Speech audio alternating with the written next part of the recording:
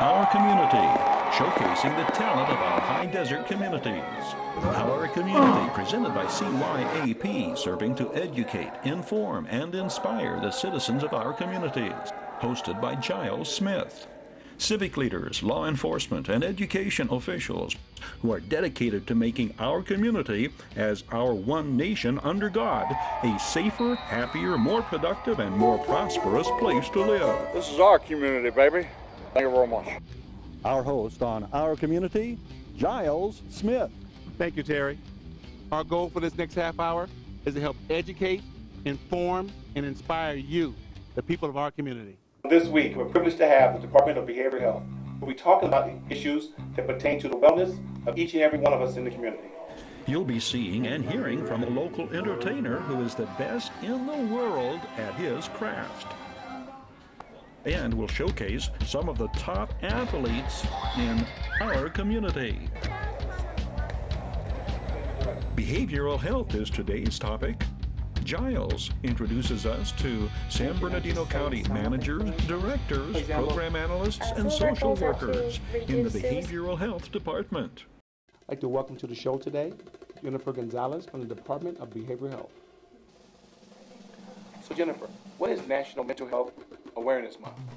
Well, that's that time of year in July where we bring awareness with ourselves, our staff, and also within the communities of San Bernardino, particularly with the ethnic communities, the minority communities in our region.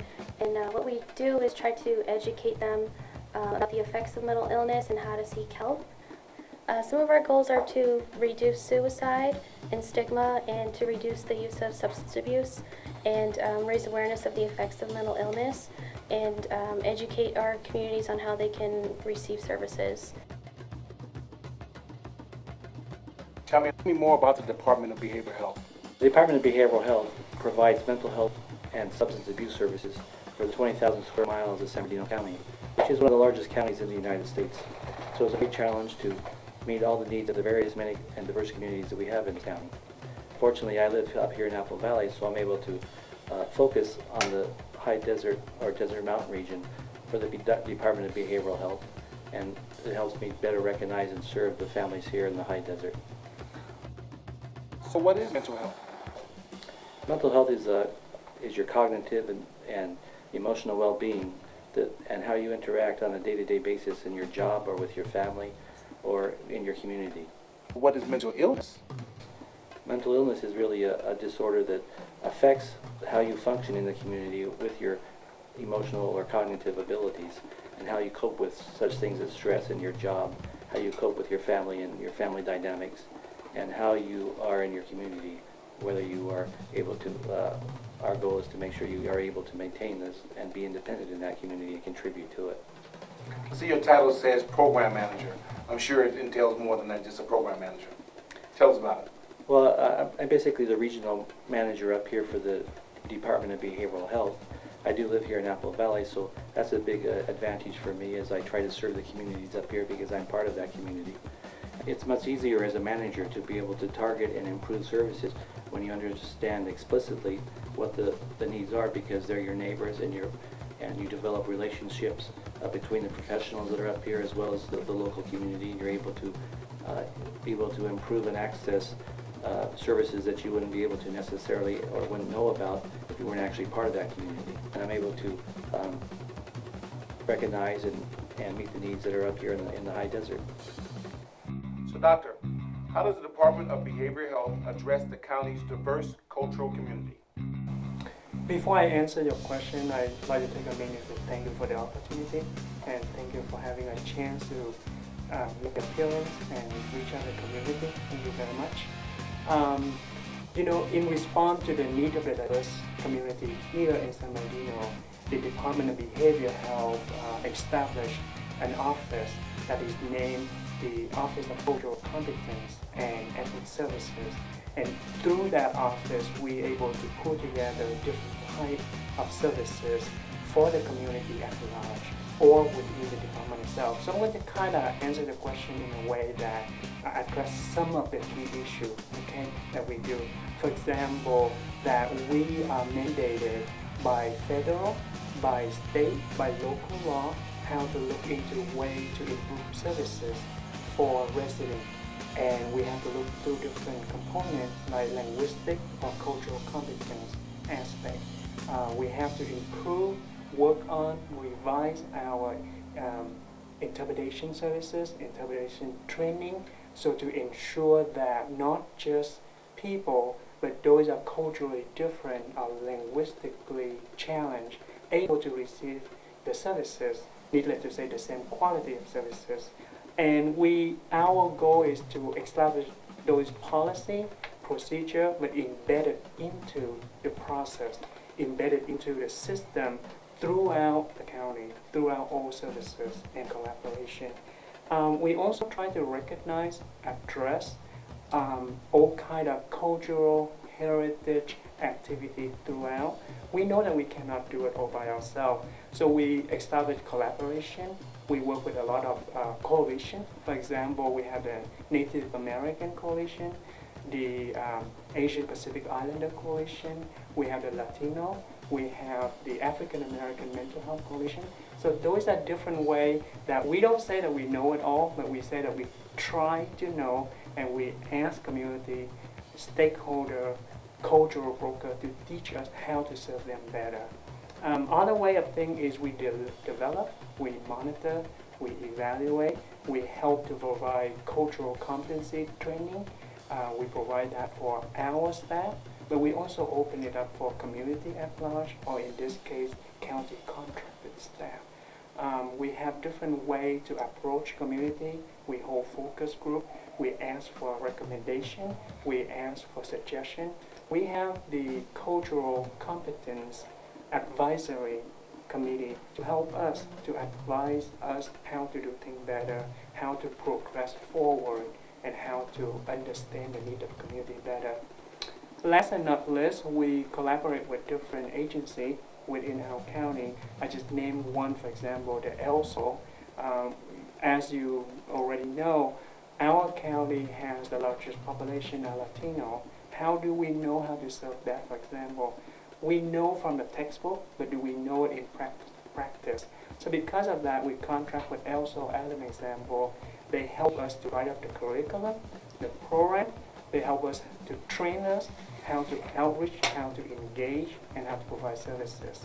And very exciting that they take that a little bit further. Now they're using that model, in this case, the Promotora model, working in the community, mental health worker, but they're taking that, not just serving the Latino, but outreach and engage into the African American community. So that's how our cultural competency office is working. I don't know if that answers your question.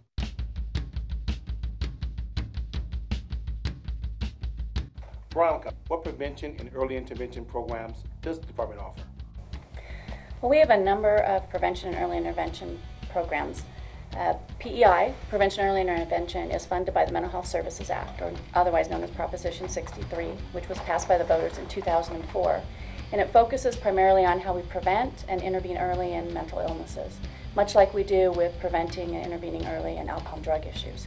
We have a number up here in the high desert. For instance, we have a Family Resource Center.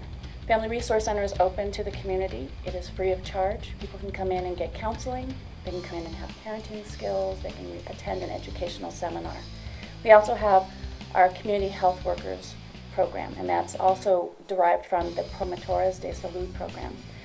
Promotoras are community health workers who are part of the environment. Someone like the lady in your neighborhood who knows everybody and knows everything that's going on. So she's powerful. She is a cultural broker, and what we do is we work with her. And we teach her education about what mental illness is, how you can identify symptoms, and then she takes the information and goes straight into the community and goes to the mothers who stay at home. She goes to the schools, the after-school programs, and shares the information. What we found is community trusts that person far more than they trust us. So we work with her. We've broadened this evidence-based practice that began in Mexico, and we've now advanced it to African Americans and our lesbian, gay, bisexual, transgender population. We have a number of school-based programs. We have a curriculum that targets kids who are at risk for juvenile justice intervention, or kids who have already been involved in our justice system. It works with them in the school system to provide them pro-social activities so that they can focus on positive social interactions versus the negative ones that got them into trouble. We have our student assistance program. We work with K through 12 in all of our school districts in the county. And this program really looks at risk behavior, so that if a child is acting out in the classroom, what we know is possibly there's something else going on, and we can address that both with the teacher as well as the parents or the caregiver. We have our community wholeness and enrichment program that's also in the school-based program, in the schools, and focuses on transitional age youth, age 16 to 25, so includes some of our college and community college folk, and again, builds strength so that folks, if they're struggling with school or with stress, can prevent them from perhaps spiraling into a mental health issue. One of the programs we're very proud of is our military program. We have 2 providers, one who's in Barstow and one who's in 29 Palms, and they work with the military families. What we know is that the person who is in active duty is off working for America, but the family's left behind, and there's a lot of struggles with that and a lot of stress. So what that program does is offer some programs so that moms or dads who are left at home can focus on parenting. They have some things that can help their kids deal with grief and loss issues. We have, for our older adults, we have a mobile older adult program, and what it does is go out, has its own van. We go and see folks who are what we might consider shut-ins, and they're located in Hesperia, and they go out throughout the entire high desert. And we have our holistic campus, which is built on the idea of an ashram or a commune, that the people who participate in the holistic campus are part of the holistic campus, so they have a responsibility to it. So we have a number of providers who come, so if I'm a teenage kid, I can come to the holistic campus after school, and I can get involved in a program that helps me with my homework. I might want to learn more about DJing, so I can do a program there that teaches me how to do that. I might have some issues in my family, so perhaps I'll do equine therapy, which is bringing in the use of horses to help therapeutically. We also have programs that outreach to the entire county and might be located down the hill, such as our preschool services. The preschool department is located in San Bernardino City, but works with all of the preschool programs and Head Start programs throughout the county. That program works with children who are attending preschool, so age 2 to 3, and addresses behavioral health issues. And it addresses behavioral health issues with the teacher in the classroom as well as the caregiver. Teacher and caregiver then are on the same plane. They know how to interact with the child. And what we found is an increase in positive social skills, and those kids who are in the program actually outperform their peers. We have our Native American Resource Center, and that is located in San Bernardino City. It encompasses all of our Native folk in the county. We have a lot of urban Indians in this county. They make up about 1% of our population, but it gives them a place they can go to have interventions that are culturally appropriate, such as gourd rattle making, drumming, shawl making. And then we have our resilience promotion in African American children. That program we are hoping to expand up here to Victorville. And that program focuses on kids in school. It helps build resilience using an Afro-centered theory. It helps using effective black parenting with the families and the caregivers to really build the strength of the African American child. We also have a number of alcohol and drug prevention programs, and that's really essential. We know that in this county in particular, we have a pretty big drug program. So our alcohol and drug prevention programs work with our community providers. We have about 3 of them up here. And what they do is outreach to our community advocates and work with each individual community.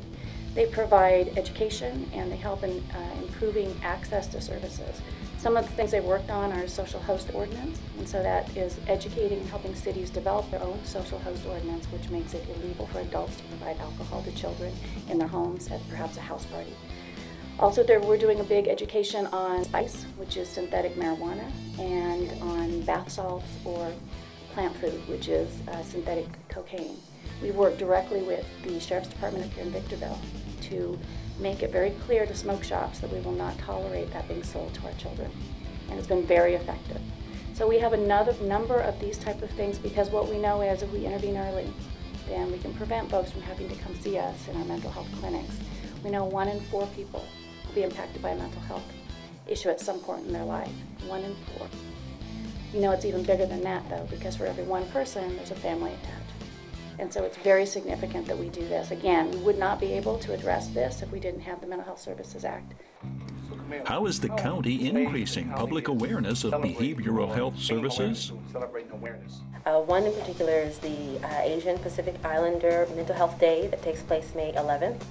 and this day celebrates culture, diversity, and wellness and recovery through cultural activities such as entertainment, dance, presentations, and so forth. There's also the Cambodian New Year that takes place in April. We also have the African American Mental Health Week, which we host in our various clubhouses throughout the county of San Bernardino, and it just brings about, again, cultural awareness of recovery and wellness. And in addition to that, we just recently had our Juneteenth, I would like to call it celebration, which commemorated the last slaves to be free in the United States. And not just that, but also speaking to the freedom of recovery and wellness, as well as acceptance in this county. We have the Native American Heritage Month, which takes place in November, and that also speaks to culture and traditional practices